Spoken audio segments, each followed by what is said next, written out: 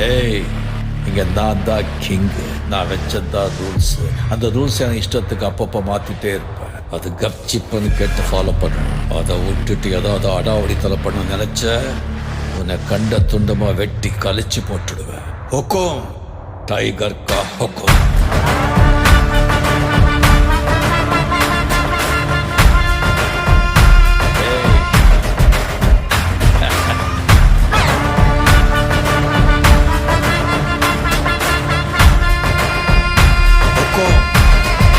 tiger பாருடா